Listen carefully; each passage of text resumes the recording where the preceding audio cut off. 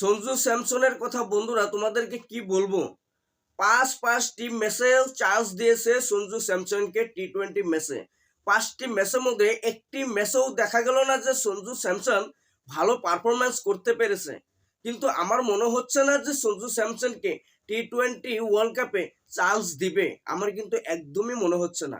তাকে পাঁচবার খারাপ খেলার পরেও তাকে প্রত্যেকটা ম্যাচে কিন্তু চান্স দিয়ে গিয়েছে। তারপরেও দেখা গেল যে সঞ্জু স্যামসন কোনো ধরনের কোনো একটা ম্যাচেও ভালো পারফরমেন্স করতে পারে নাই।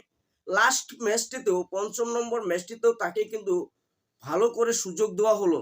সবাই ভেবেছিল যে ৫ম নম্বর ম্যাচটিতে হয়তো সঞ্জু স্যামসন ভালো পারফরমেন্স করতে পারবে, তবে দেখা গেল যে এখানেও ৬ রান করে সঞ্জু স্যামসনের মতো একটি প্লেয়ার, এত অসাধারণ ভালো ব্যাটসম্যান, এই ব্যাটসম্যানটা তাকে অবশ্যই এখানেও কিন্তু দেখা গেল ৬ রান করে আউট হয়ে যায়, ভালো পারফরমেন্স করতে পারলো না। তবে লাস্ট ম্যাচটিতে দেখা গেল যে সঞ্জু স্যামসনের জায়গায় ঈশান কিষানকে কিন্তু উইকেট কিপারও করা হয়েছে। বন্ধুরা, কারণটা কি? তার কারণটাও হচ্ছে হয়তো টি-20 ওয়ার্ল্ড কাপে সঞ্জু স্যামসনকে চান্স দিবে না, তাই এখানে দেখা গেল যে ঈশান কিষানকে দিয়ে উইকেট কিপার করানো হয়েছে। আর উইকেট কিপার করানোর কারণটা হচ্ছে ঈশান কিষান তো নিজের জায়গাটা পাকা করে নিয়েছে যে টি-20 ওয়ার্ল্ড কাপে ঈশান কিষানকে কখনোই বাদ দেওয়া হবে না, তাকে অবশ্যই টি-20 ওয়ার্ল্ড কাপে খেলানো হবে। তার জন্যই কিন্তু ঈশান কিষানকে দিয়ে ৫ম নম্বর ম্যাচটিতে উইকেট কিপার করানো হয়েছে বন্ধুরা।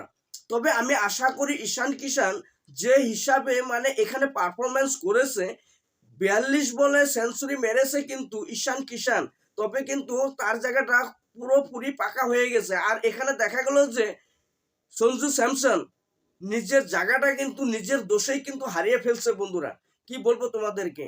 তবে বন্ধুরা, তোমাদের কি মনে হয় সঞ্জু স্যামসনকে টি-20 ওয়ার্ল্ড কাপে চান্স দেওয়া হবে কি না, অবশ্যই তোমরা কমেন্ট করে জানাবে। এবং ঈশান কিষানকে উইকেট কিপার হিসাবে এবং ব্যাটার হিসাবে টি-20 ওয়ার্ল্ড কাপে খেলানো হবে, আমার কিন্তু এটাই ধারণা। তবে বন্ধুরা, তোমাদের কাছে ঈশান কিষানের পারফরমেন্সটি কেমন লেগেছে অবশ্যই তোমরা কমেন্ট করে জানাবে এবং ভিডিওটি অনেক বেশি বেশি করে শেয়ার করে পুরো ইন্ডিয়াতে ছড়িয়ে দিবে বন্ধুরা।